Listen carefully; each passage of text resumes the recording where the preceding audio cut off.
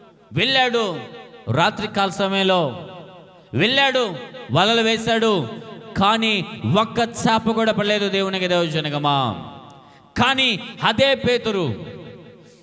పేతురు వలలు కడుక్కుంటున్న సమయంలో యేసు ప్రభు లేచి దేవుని వాక్యాన్ని బోధించి ప్రజలు వెళ్ళిపోయిన తర్వాత ఈ యొక్క పేతురుతో మాట్లాడుతున్న మాట, పేతురు, ఇదిగో నీ యొక్క పడవను లోతులకు నడిపించి ఆ యొక్క వలను వేయి. అయ్యా, రాత్రంతా మేము ప్రయాసపడ్డాం, ఒక్క చేప కూడా దొరకలేదు. సరే, నా మాట చొప్పున వలలు వేయి. అయ్యా, నీ చిత్తమే, నీ మాట చొప్పున మేము వలలు వేస్తాము.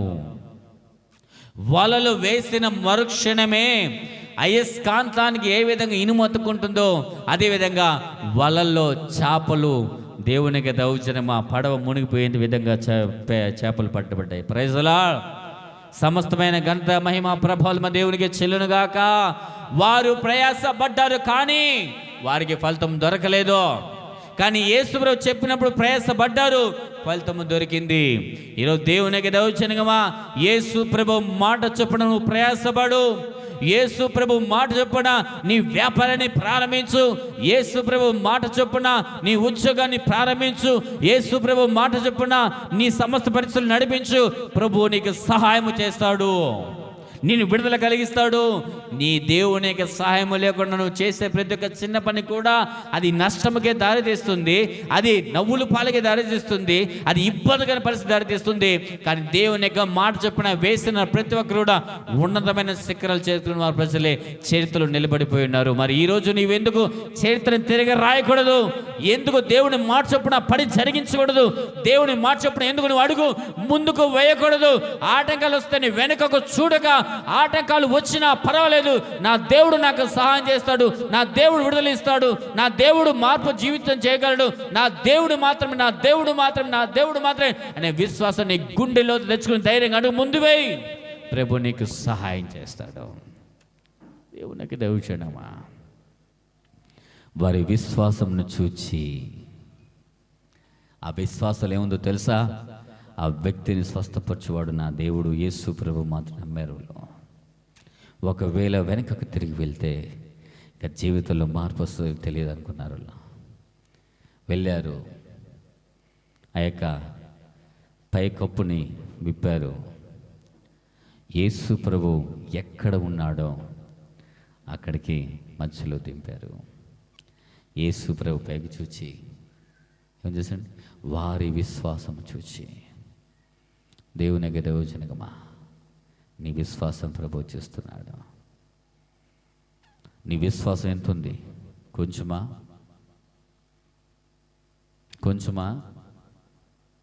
ఎక్కువగా ఉందా? తక్కువగా ఉందా? ఆ విశ్వాసం నీకు మాత్రమే తెలుసు. నువ్వు దేవుని పైన విశ్వసిస్తున్నావా? మనుషుల మీద విశ్వసిస్తున్నావా? డబ్బు మీద విశ్వసిస్తున్నావా? అధికారం మీద విశ్వసిస్తున్నావా? అందం మీద విశ్వసిస్తున్నావా? ఈ లోకం మీద విశ్వసిస్తున్నావా? దురాత్మ మీద విశ్వసిస్తున్నావా? అది నీకు మాత్రమే తెలుసు. నీ విశ్వాసం దేవునిపై ఉంటే అద్భుతాలు మాత్రమే చూడగలవు. Praise the lord. నీ విశ్వాసం మనుషులపై ఉంటే అద్భుతాలు కాదు కదా, అద్భుతం అనే పేరు చెప్పలేవు. ఎందుకంటే మనిషి యొక్క విశ్వాసం, మనిషి మీద విశ్వాసం కొద్ది కాలమే, కొద్ది ప్రయాణమే, కొద్ది నిమిషాలు, కొద్ది సెకండ్స్లే. కానీ దేవునిపై విశ్వాసం సర్వకాల యుగములకానికి తోడుగా ఉంటాడు మనకు. తర్వాత చదువుకుని దేవునికి వచ్చిన 20 వచ్చిన, మనుష్యుడా నీ పాపములు క్షమించబడి ఉన్నవంత చెప్పగా శాస్త్రులను పరిసయ్యులను దేవదూతను చేయుచున్న ఇతడెవడు? దేవుడొక్కడే తప్ప మరి ఎవడో పాప క్షమింపుగా ఆలోచించుకున్న సాగరి. యేసు వారి ఆలోచనలను ఎరిగి ఏం చేశాడని ఇందాక వేశాడు. యేసు వారి విశ్వాసం చూశాడు. తను ఇక్కడ యేసు ప్రభు వారి ఆలోచనలను ఎరిగాడు. ఎవరి ఆలోచనని?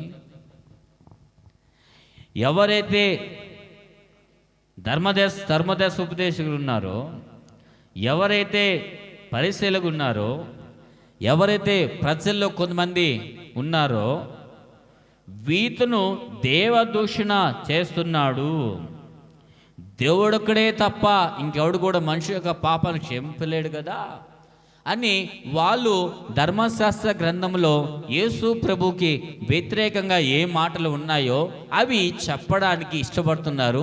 అది ఆలోచన కలిగి ఉన్నారు. దేవుడు వారి ఆలోచనను ఎరిగి, దేవునికి దౌర్జన్యమా ఆలోచన కంటి ముందు కనిపిస్తుందా? ఆలోచన కంటి ముందు కనిపిస్తుందా? కనిపించదు. ఆలోచన క్రియల్లో ఉంటుంది. దేవునికి దౌర్జన్యమా ఈరోజు చక్కగా మీరు వాక్యం వింటున్నారు. మీ ఆలోచన ఎక్కడుంది? మీ ఆలోచన ఇక్కడే ఉంటే దేవునికి దౌర్జన్యమా నెక్స్ట్ ఏ మాట చెప్తారు అని దాని మీద ఉంటుంది. మీ ఆలోచన ఇక్కడ లేదంటే ఎక్కడ నీకు సమస్య ఉందో అక్కడ వెళ్ళిపోతుంది నీ ఆలోచన. ఇప్పుడు ప్రజెంట్ ఇంటికాడో, వ్యాపారం కాడో, బిడ్డల కాడో, రోగాల కాడో, అప్పుల కాడో ఉండిపోద్ది. కానీ దేవుని కదా ఇక్కడ యేసు ప్రభు చెప్తున్నమాట, వారి ఆలోచనలు ఎరిగి.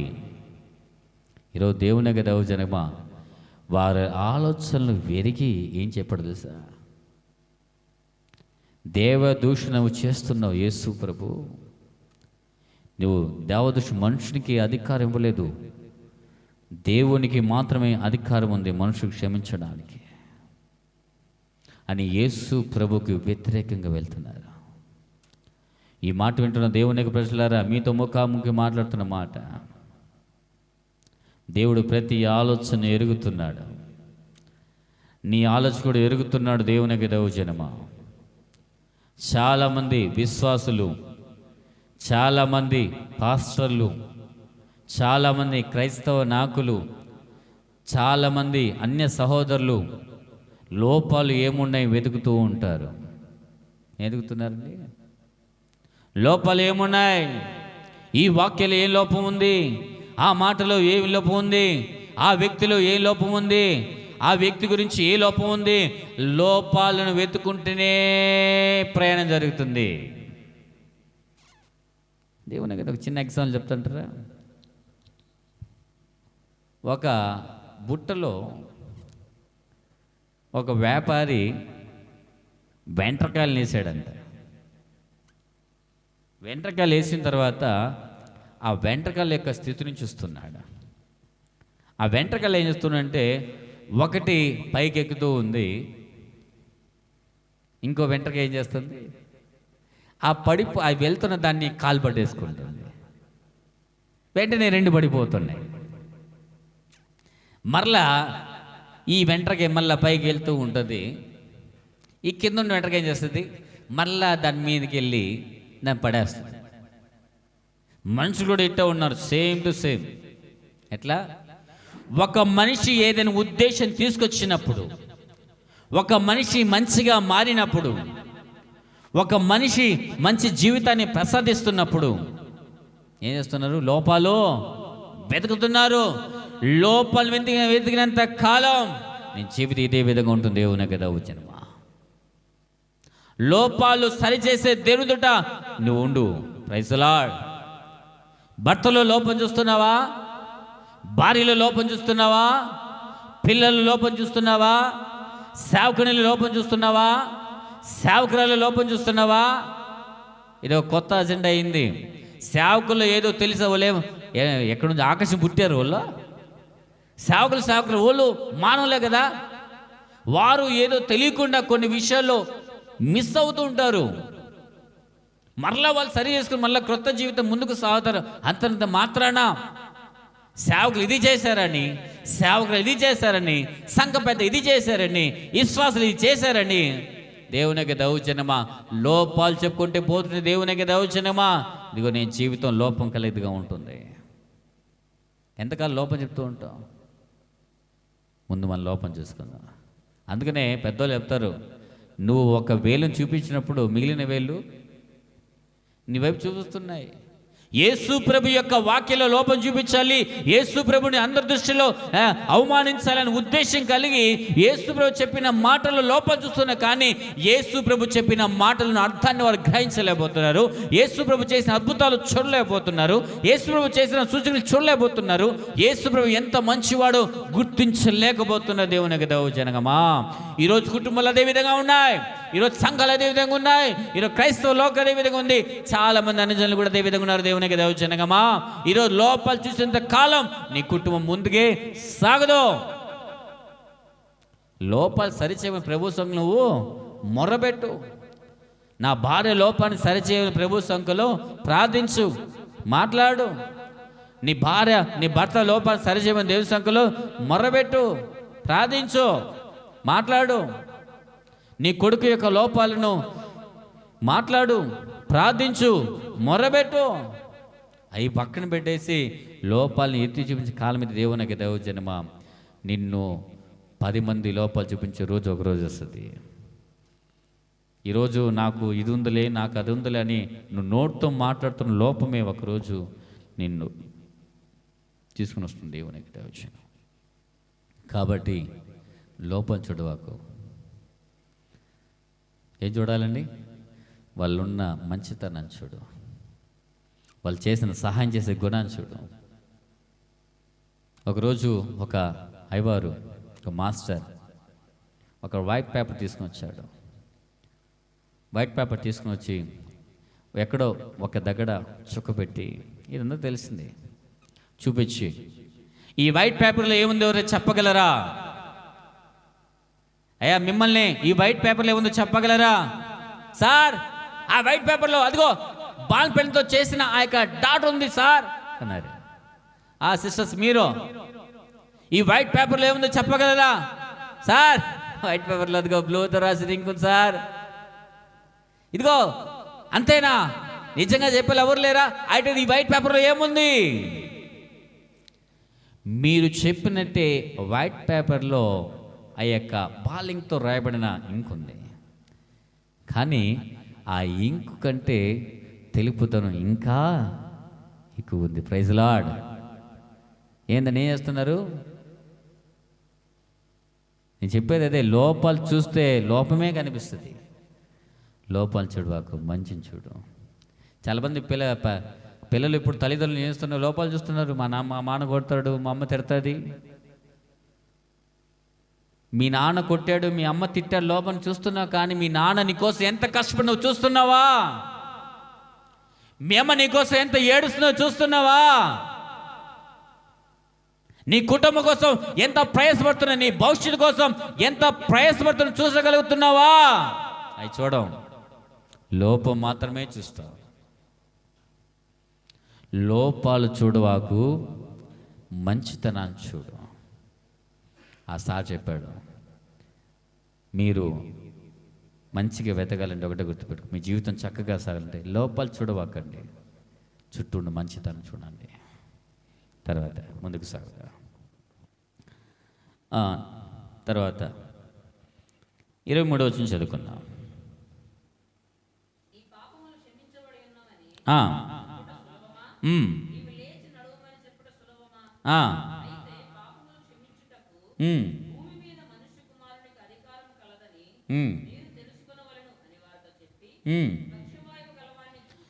పక్షవాయువు గల వాణ్ణి చూచి నీవు లేచి నీ మంచమెత్తుకుని నీ ఇంటికి వెళ్ళమని నీతో చెప్పుచున్నా. నేను వెంటనే వాడు వారి ఎదుట లేచి తాను పండుకొని మంచము ఎత్తుకుని దేవుణ్ణి మహిమ పరచుచు తన ఇంటికి వెళ్ళినో. చాలండి, లోపం చూపించిన వాళ్ళు కళ్ళ ముందు పక్షవాయుగాలు ఉన్నప్పుడు ఆ పక్షవాయుగాల వ్యక్తిని చూపించగలిగారా?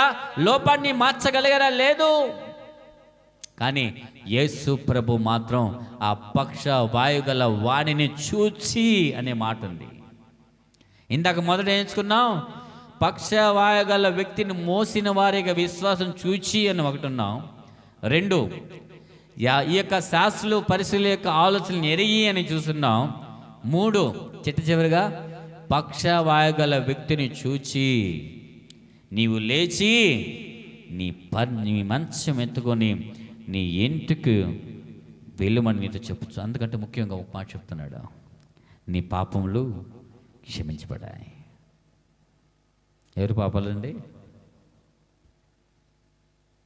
నీ పాపాలకి క్షమాపణ ఎవరవుతుందండి? దేవుని అయితే. నీ గుండె లోతులోంచి, నీ నోటిలో నుంచి ప్రభా నేను ఈ పాపం చేసిన క్షమాపణ చెప్పకపోతే నీ యొక్క జీవనం మరణాంతకరం, ఆ యొక్క క్షమాపణ దొరకదు. కానీ యేసు ప్రభునొద్దకు వచ్చి ప్రభా నేను ఇది చేశాను, నన్ను క్షమించుంటే ఖచ్చితంగా నీకు క్షమాపణ దొరుకుతుంది. దేవునికి దౌర్జన్మ క్షమాపణ పొందకపోతే నీ జీవితానికి అర్థమే లేదు. నువ్వు ఎప్పుడైతే ప్రభు యొద్దకు వచ్చి నీ పాపాలు ఒప్పుకుంటావో, దాన్ని విడిచిపెట్టడానికి ఇష్టపడతావో, పశ్చాత్తాపడతావో, క్రొత్త జీవితం నీలో మొదలవుతుంది. ఆ పక్షభాగం చూచి వెంటనే ఏం చేస్తానండి?